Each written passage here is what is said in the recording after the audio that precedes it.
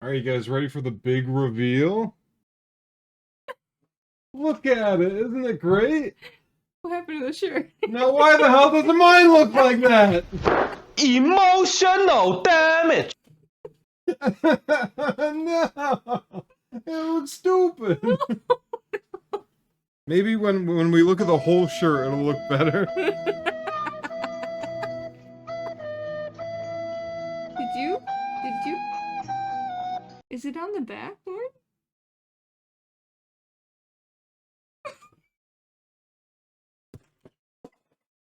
It's on the back of the shirt. It's on the back of the shirt, guys. Guys, it's on the back of the shirt. Oh my god! It's on the back of the shirt!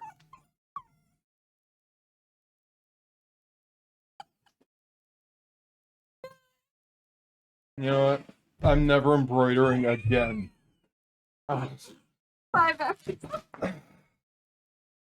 That's right. I'm never embroidering again. I'm gonna pay someone to do it.